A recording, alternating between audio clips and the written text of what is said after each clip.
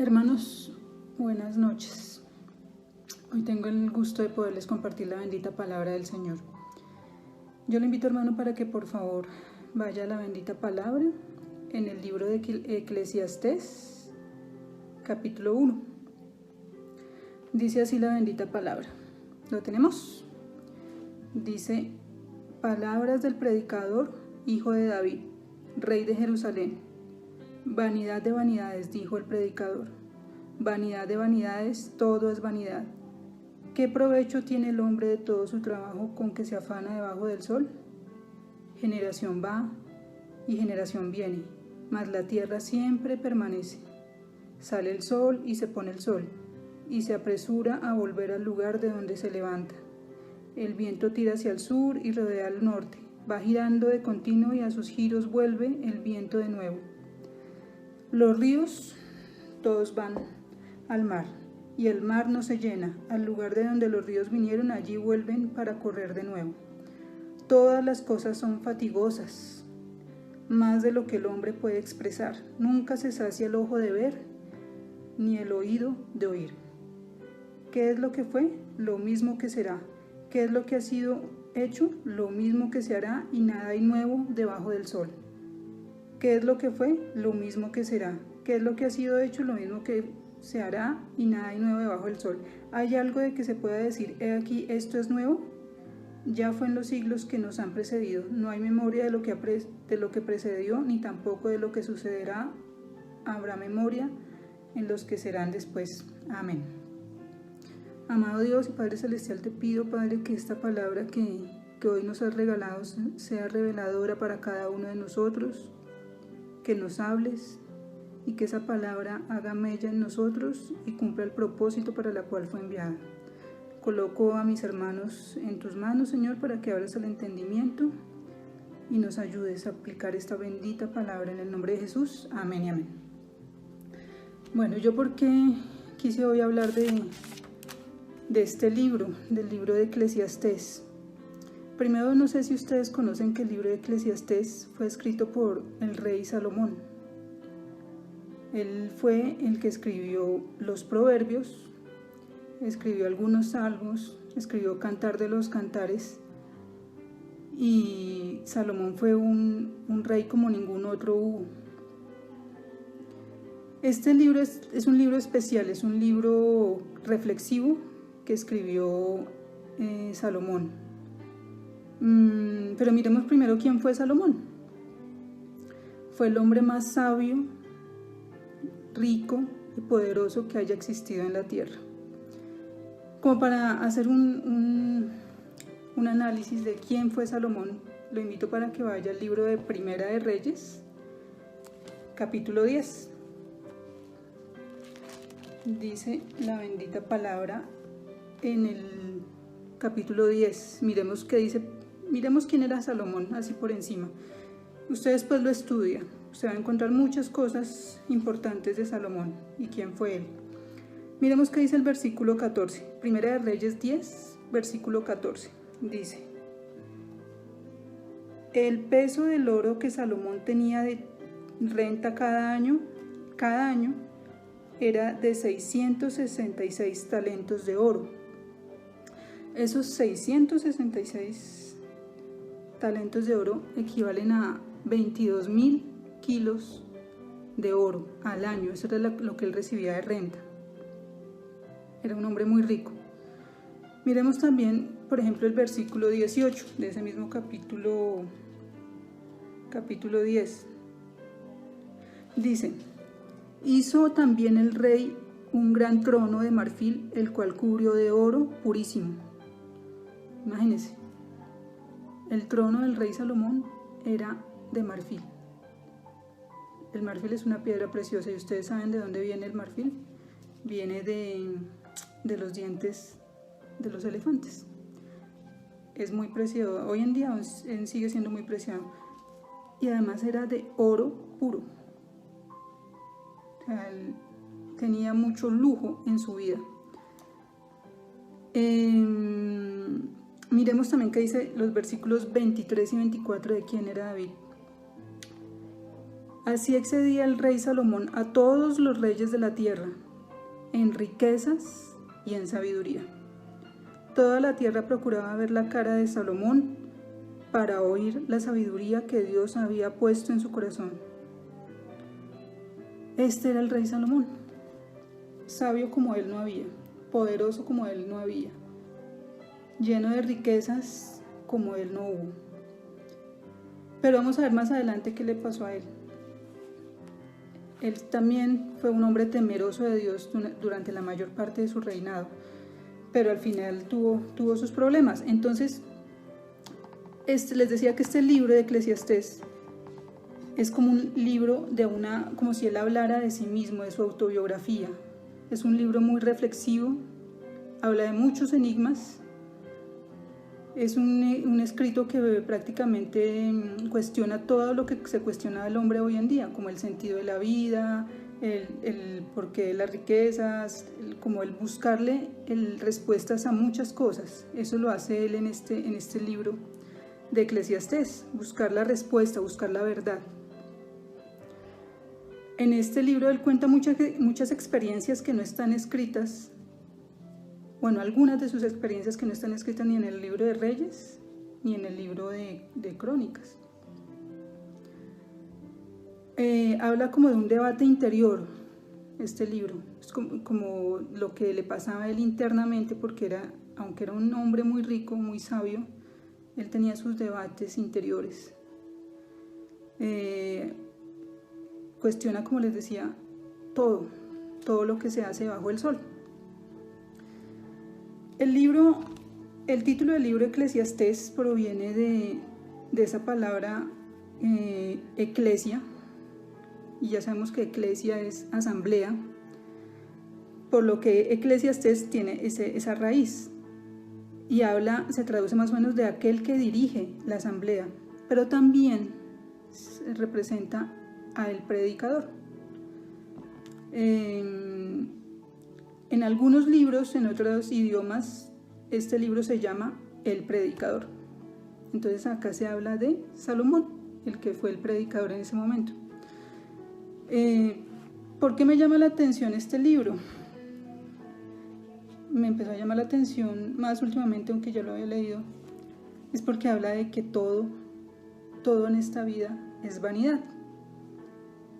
¿Qué situación estamos pasando en este momento? Todos, la mayoría de nosotros, los que no tenemos que ir a trabajar por esta situación del coronavirus, del COVID-19, estamos confinados, estamos encerrados en nuestras casas. Eso es algo que le pasa a ricos, a pobres, a poderosos, a famosos. Muchos estamos hoy encerrados en nuestras casas, indistintamente de nuestra posición social. Hoy estamos confinados, sometidos a una condición tal vez de la naturaleza.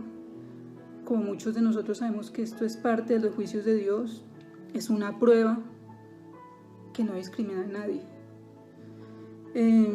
Este es un momento también para hacer un alto en el camino y reflexionar. Aquí no vale riquezas.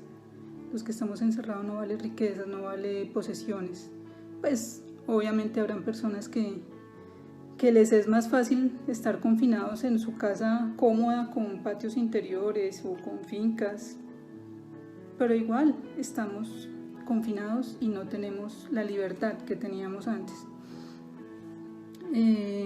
Nosotros, los que conocemos de la palabra del Señor, o los que estamos empezando a entender, lo entendemos. Esto es un momento, es un tiempo para hacer un alto en el camino.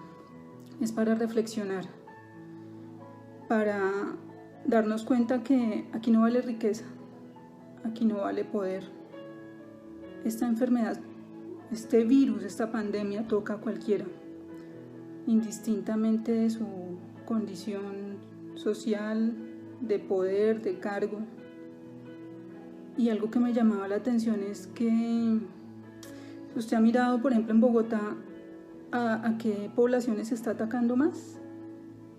Bueno, está en primer lugar la localidad de Suba, pero también está en segundo lugar la localidad de Usaquén, donde allí hay muchas personas poderosas y ricas, bueno, en Suba también. Y tal vez por allá en los últimos lugares, la localidad de Ciudad Bolívar. Por eso vuelvo y repito, esto es indistinto. Esto toca a cualquier persona. En la semana pasada me enteré que una persona que yo conozco, pues que hace mucho tiempo no tengo contacto directo con esta persona, falleció de esta enfermedad. Pues venía de un viaje del exterior y es una persona que es dueña de una empresa muy importante, que tenía mucho dinero, pero esta enfermedad le tocó. Por eso yo estaba pensando mucho en eso y he compartido con algunas personas con las que hablo que ahorita la gente anda muy afanada por el dinero. Es normal, porque muchos dependemos de un trabajo. Bueno, nosotros dependemos del Dios Todopoderoso, pero nuestro sustento proviene de un trabajo. Muchos salen a trabajar al día a día para tener su sustento. Y hay mucho afán, hay mucha ansiedad. Pero como todos hemos hablado en estos tiempos que mis hermanos han estado predicando, el Señor no nos va a dejar en vergüenza ni nos va a dejar desamparados. Entonces hay que olvidarnos de lo material, hay que olvidarnos hay que dejar de afanarnos por aquello que el mundo se afana normalmente. Entonces este libro me lleva a reflexionar más profundamente sobre ese tema.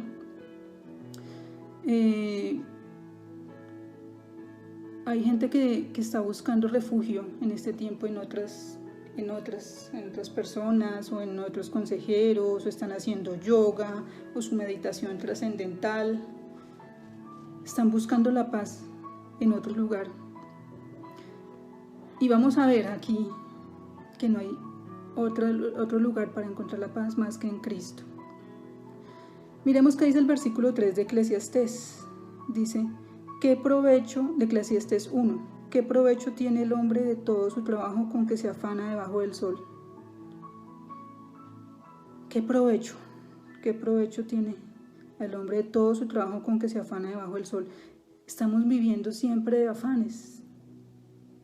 Nuestra vida es rutinaria, levantarnos, ir a trabajar, ir a conseguir el sustento, llegar cansados, dormir, y vivimos afanados. Tengo que pagar cuentas, tengo que pagar esto, quiero comprarme tal cosa, quiero darme tal lujo. Y miremos lo que nos decía Jesús en Mateo, en el libro de Mateo 6:25. Dice Mateo 6:25. Dice, por tanto os digo, no os afanéis por vuestra vida, qué habéis de comer o qué habéis de beber, ni por vuestro cuerpo, qué habéis de vestir.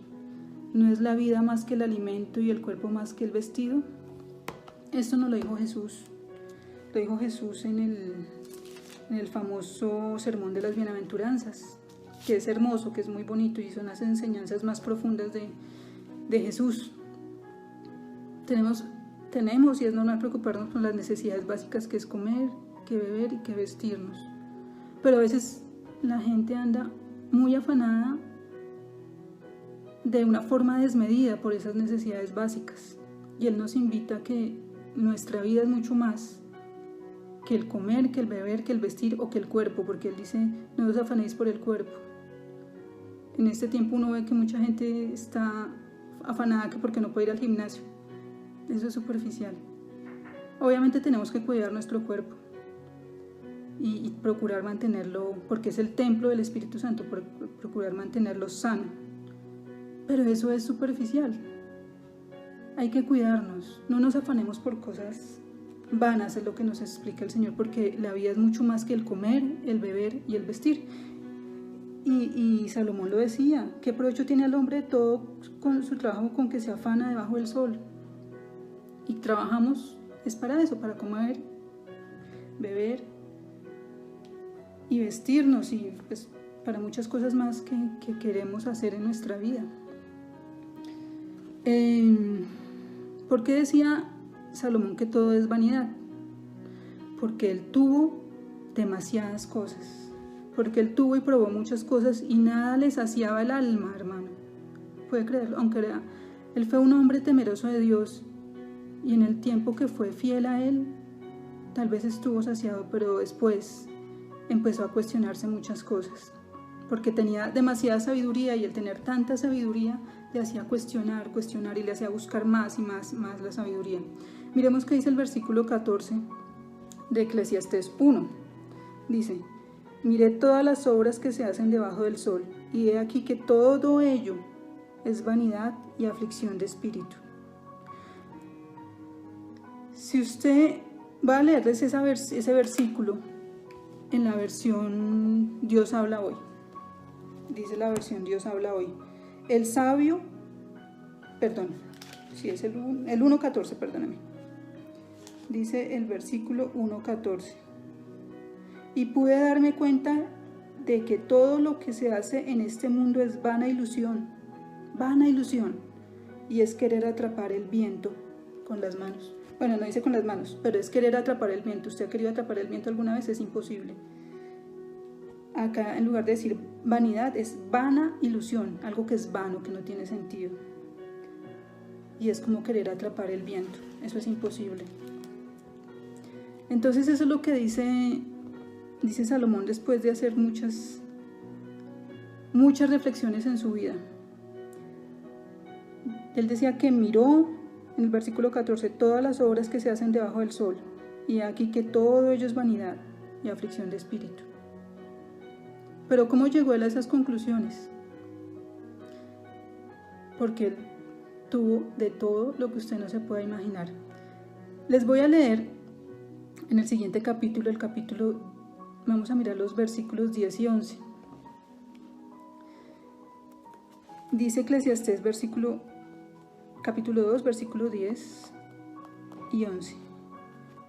No negué a mis ojos ninguna cosa que deseara, ni aparté mi corazón de placer alguno, porque mi corazón gozó de todo mi trabajo, y esta fue mi parte de toda mi faena. Miré yo luego todas las obras que habían hecho mis manos, y el trabajo que tomé para hacerlas, y aquí que todo era vanidad y aflicción de espíritu, y sin provecho debajo del sol.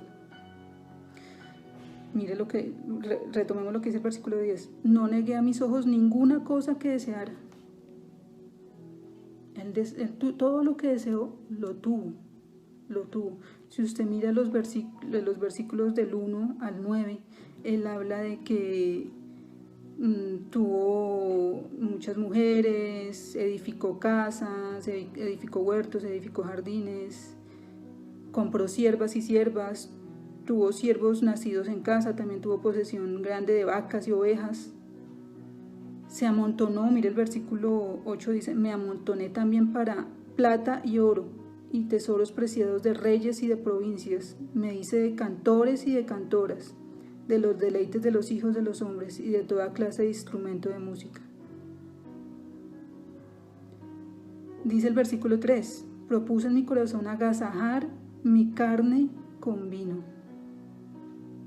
y que anduviese mi corazón en sabiduría con retención de la necedad, hasta ver cuál fuese el bien de los hijos de los hombres, el cual se ocupaba debajo del cielo todos los días de su vida. O sea, el predicador Salomón empezó a contar acá todo lo que él hizo, como buscando saciar su alma. Tuvo todo lo que quiso, construyó casas, lujos, tuvo músicos para sí, esclavos, los que usted no se imagina. Y nada de eso lo llenaba. Miremos lo que dice el versículo 17 del capítulo 2 de Eclesiastés. Dice: aborrecí por tanto la vida, porque la obra que se hace debajo del sol me era fastidiosa, por cuanto todo es vanidad y aflicción de espíritu. Quiero leerles ese versículo en la versión Dios habla hoy. Dice el versículo 17: llegué a odiar la vida, pues todo lo que se hace en este mundo resultaba en contra mía. Realmente todo es vana ilusión, y es querer atrapar el viento. Imagínense todo, después de probar todo eso, él llegó a odiar su propia vida, porque nada de eso lo saciaba. También mire lo que dice el versículo 18. Asimismo aborrecí todo mi trabajo que había hecho debajo del sol, el cual tendré que dejar a otro que vendrá después de mí. Es lo que siempre hemos escuchado decir y decimos: uno en esta vida nada se lleva. A donde vamos no nos vamos a llevar las riquezas, los títulos, el poder que tengamos, nos vamos desnudos, como mismo David lo dijo: desnudo salí del vientre de mi madre, desnudo volveré a él. Y acá Salomón decía que le era hasta fastidiosa la vida, que odiaba la vida, porque de nada le servía todo lo que había trabajado. Y decía también que las cosas que más le dolían era que todo lo que había acumulado no lo iba a disfrutar él, sino lo iba a disfrutar otro. Hermanos, esta es la reflexión que me ponía a mí a pensar. A veces nos matamos mucho por conseguir cosas y si nos olvidamos del verdadero sentido de la vida. Mire lo que dice el versículo 26. Porque al hombre que le agrada,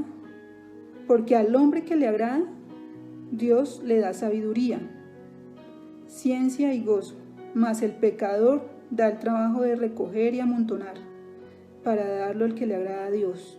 También esto es vanidad y aflicción de espíritu. ¿Cuántas personas hay que nosotros conozcamos que tienen mucha riqueza, mucho poder, y tal vez esa riqueza, ese poder ni siquiera los deja vivir tranquilos, ni vivir felices, ni disfrutar la plenitud de eso? ¿Por qué? Porque no son justificados en Cristo, porque no conocen de Dios.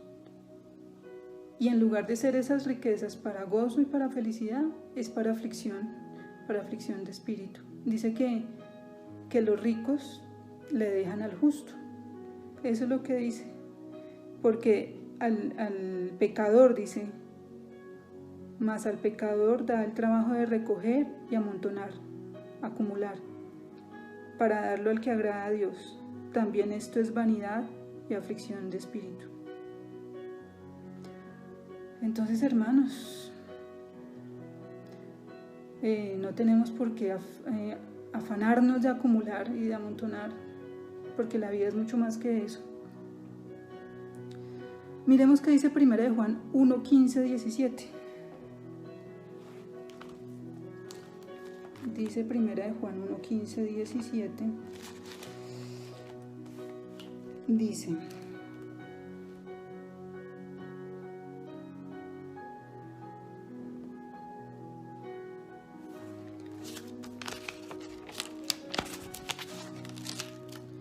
Dice: perdón, 1 de Juan 2, 15, 17. Dice: no améis al mundo, ni las cosas que están en el mundo. Si alguno ama al mundo, el amor del Padre no está en él. Porque todo lo que hay en el mundo, los deseos de la carne, los deseos de los ojos y la vanagloria de la vida, no proviene del Padre, sino del mundo. Y el mundo pasa y sus deseos, pero el que hace la voluntad de Dios permanece para siempre. Hermano, eso es el mensaje que en sí quería dar Salomón, que no nos afanemos por las cosas de este mundo, porque lo que nos ofrece el mundo es temporal y se queda acá, mientras que si nos preocupamos por las cosas del Señor, permaneceremos para siempre, porque dice el versículo 17: el mundo pasa y sus deseos, o sea, el mundo es temporal, los deseos son temporales, el deseo del placer es temporal, pero el que hace la voluntad de Dios permanece para siempre. Por allá en 1 de Pedro, capítulo 1, en los versículos 24 al 27, no lo voy a leer por tiempo, dice que toda carne se seca, así como la hierba se seca, la carne también. Pero dice: mas la palabra de Dios permanece para siempre, y esa es la palabra que debemos de buscar. Yo no quiero decir que con este mensaje que está mal el tener riquezas, o el darnos gustos, o buscar estar bien, o viajar, o tener posesiones en esta tierra. El problema está en cuando ponemos nuestro corazón en los placeres de este mundo. Y esto fue lo que le pasó a Salomón. Yo lo invito para que ustedes después con tiempo lean ahí en Primera de Reyes, después del capítulo 10, 11, 12, dice que él fue fiel, que él fue temeroso del Señor y fue el rey más sabio, pero su perdición fueron las mujeres, porque empezó a casarse con mujeres extranjeras. Dice por ahí que tuvo 700 esposas y 300 concubinas, y eran mujeres paganas, y él empezó a causa de esas mujeres a adorar otros dioses, a buscar y a postrarse delante de esos dioses. Yo no sé, eso no lo leí, no lo puedo decir, pero yo creo que cuando él estaba empezando a apartarse del Señor fue que escribió este libro de Eclesiastés, porque empezó a cuestionar muchas cosas, ¿sí? Entonces ese fue el problema de él, que empezó a enfocarse en los placeres y se desvió de lo que el Señor tenía para él, del temor del Señor. Acordémonos que él fue el que escribió los proverbios, y uno de los proverbios dice que el principio de la sabiduría es el temor a Jehová. Él fue el que lo escribió, y él escribió unos proverbios hermosísimos, muchos más de los que están en la Biblia. Entonces, no es que esté mal tener riquezas. El problema es si yo pongo mi corazón en esas riquezas. Ahí mismo en el sermón de las bienaventuranzas, en Mateo 6, también dice que donde tenga mi corazón, donde esté mi tesoro, voy a poner mi corazón. Entonces dice que pongamos nuestro corazón, nuestro tesoro, que acumulemos tesoros en los cielos y no en la tierra, porque donde esté mi tesoro va a estar mi corazón. Si yo pongo como primer tesoro en mi vida las riquezas materiales, ahí voy a poner mi corazón. Entonces el Señor de todas formas quiere que nosotros seamos prosperados. Miremos 3 de Juan, el versículo 2. 3 de Juan, el versículo 2 dice lo siguiente. Dice: amado, yo deseo que tú seas prosperado en todas las cosas y que tengas salud, así como prospera tu alma. ¿Sí ven, hermano? Esto se lo escribió Juan a un hermano suyo. Juan era uno de los evangelistas, fue uno de los principales evangelistas. Él fue el que escribió Apocalipsis. Y él dice: amado, y eso nos lo dice a nosotros: amados, yo deseo que tú seas prosperado en todas las cosas. No dice en una sola, no dice que seamos prosperados solamente económicamente, familiarmente. Ser prosperado es tener más, tener mayor bendición, tener bendición en las áreas de nuestra vida. Dice: yo deseo que seas prosperado en todas, no dice en una sola, en todas las cosas, y que tengas salud. La salud es uno de los mayores tesoros que tenemos, y de hecho normalmente a uno le dicen que Dios la bendiga y sobre todo que tenga salud, y es uno de los mayores deseos que la gente normal se hace, tener salud, porque no, es una realidad. Si yo tengo salud, me es más fácil conseguir las demás cosas. Es la mayor bendición, y en este tiempo mayormente tener salud es una gran bendición. Entonces dice: amado, yo deseo que tú seas prosperado en todas las cosas y que tengas salud. Y esa palabra nos la dice el Señor hoy. El Señor quiere que seamos prosperados en todas las cosas y que tengamos salud. Pero dice: así como prospera tu alma, no más que tu alma. Nuestro espíritu también debe prosperar a la par o por encima de los bienes materiales. Eso es lo que nos invita el Señor, a tener prosperidad en nuestro espíritu, que nuestra alma se enriquezca cada día más de cosas que son eternas, como es la palabra del Señor. Entonces eso es lo que quiere el Señor. No es que esté diciendo que seamos pobres o que siempre vivamos en necesidad, no. También allá dice en Mateo 6:33, que busquemos primeramente el reino de Dios y su justicia, y todas esas cosas, todas las demás cosas, la comida, el vestido, las necesidades básicas, y aún las que el Señor conoce que necesitamos más que nosotros mismos, nos las va a dar. Pero dice, mas buscad primeramente el reino de Dios y su justicia, y todas estas cosas serán añadidas. Entonces Él desea que seamos prosperados, pero la prosperidad o la bendición comienza por buscarlo a Él, porque lo demás es pasajero y es efímero, pero la voluntad de Él es eterna.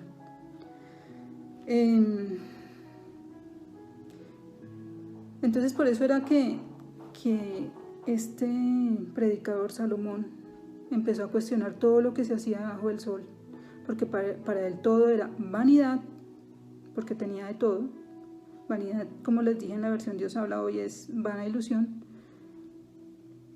Y decía que era aflicción de espíritu. En la versión Dios habla hoy habla de querer atrapar el viento. Sin embargo, yo le invito para que lea ese libro. Este libro es el libro de Eclesiastés, es muy hermoso. Y lo ayuda a uno a madurar espiritualmente. Pero antes de leerlo, pídele al Señor que le dé discernimiento, mucho discernimiento, para entenderlo.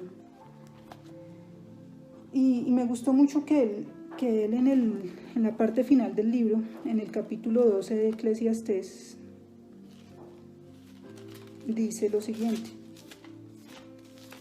como la conclusión que él saca después de todos estos cuestionamientos. Él en los capítulos siguientes cuestiona la vida, cuestiona muchas cosas, pero la conclusión que él sacó en la parte final de este libro dice lo siguiente, en el capítulo 12, versículos 13 y 14.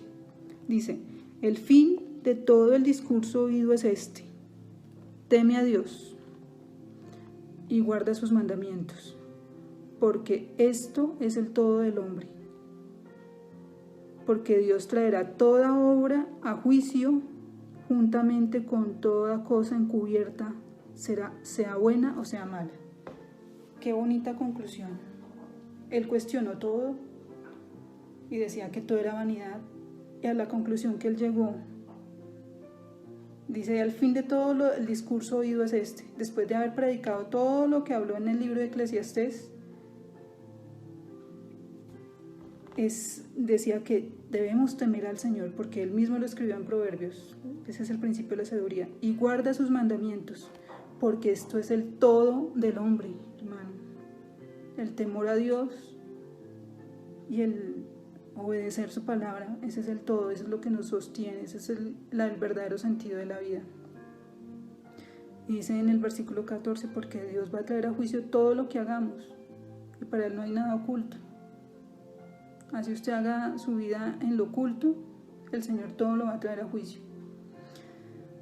Además, otra cosa que le pasaba a Salomón es que a él no le fue revelado el nombre de Cristo. A nosotros sí. A nosotros sí nos fue revelado el nombre que es sobre todo nombre, el nombre de Jesús. Mira lo que dice en Colosenses 2, 3.